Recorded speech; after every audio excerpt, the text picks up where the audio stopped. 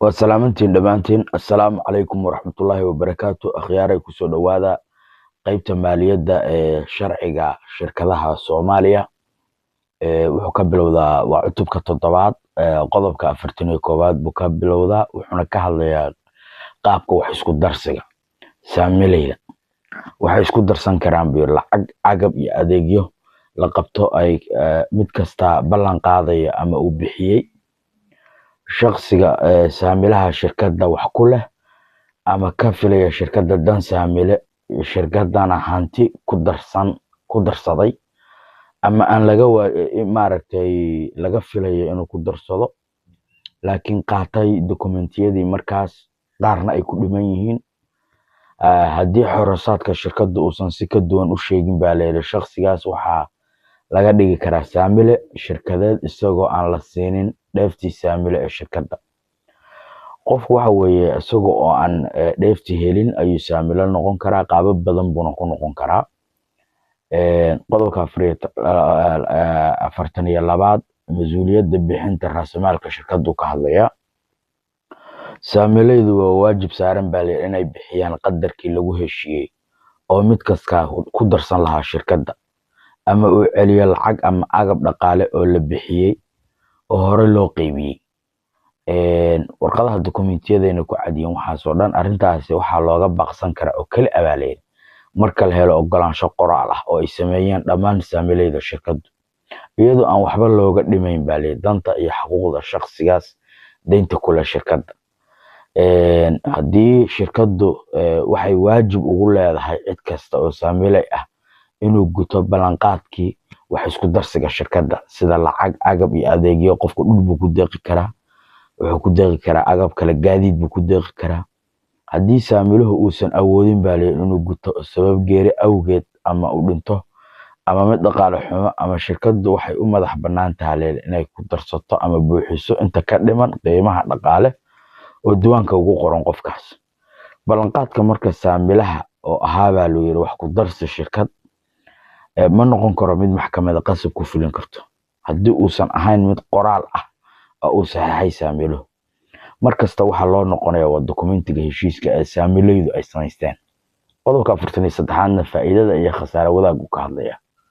faa'iidada iyo khasaaraha shirkadda waxaa loo qaybinayaa dhammaan saamilayda iyo xubnaha si isku mid ah iyadoo qaybintaasi lagu salaynayo qiimaha u dhigan mid kasta diiwaanka shirkadda ama ay ku kala darsadaan shirkadda 75% qofka iskale isaga ugu khasaaro badan qofka 25% iskale wuxuu leeyahay 25% wuxuu riska ka helo sida awgeed qof waliba awoodiisu ku qaadanaya decisionka iyo go'aanka qofka ugu dhaqaalaha badan baa yeelanaya awoodda ugu badan qaybin baa leeyahay horraac cutubkan wuxuu ka hadlayaa qaybinta iyo iscasilaadda qodobka 44 buu ka bilaabmayaa qaybinta horraaca saamilayda waa la siin karaa baa leeyahay horraac ahaan qadar dhaqaale ka hor intaan saamiluhu bixin baa leeyahay kamid ahaanshaha shirkadda uusan ka bixin ama aan la kala dirinba ama aan la dhamayn xisaabtii hantida shirkadda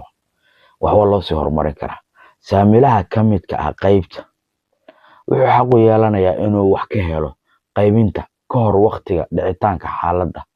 hal lagu sheegay xeer hoosaadka shirkadda ama si kale ay u heshiiyeen saamilaydu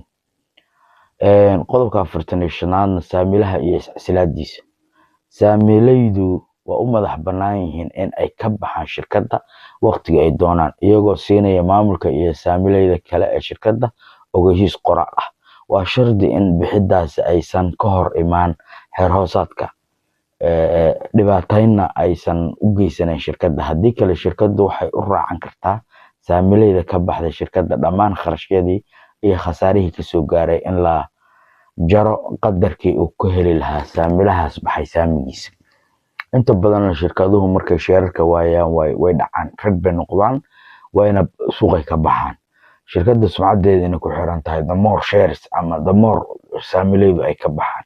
qodobka 46 wuxuu ka hadlayaa xuquuqda saamilaha baxay xaq uma laha leeyahay inuu ka qayb qaato maamulka ganacsi iyo howlaha shirkadda hadduu baxayo wuxuuna xaq u leeyahay oo kaliya inuu helo saamigiisa iyo faa'iidadii dheefsiga ay u dhalay dibna loogu celiyo kharashyadii oo ku galay fulinta hawsha shirkadda iyo hantidii uu shirkadda ku darsaday simbal waa la iska saaraya qofkaas xisaabiyaha iyo waxaana ka arrintiisa soo gudbinaya ciddii maaragtay xogtiisa haysay iyo hanti dhowrka. dib u qaabeynta aan la samayn karin baa leh qodobka 47 wuxuu ka hadlayaa saamileyda iyadoo aan laga fiirinayn nooca hantiyeed ee ay ku darsatay shirkadda.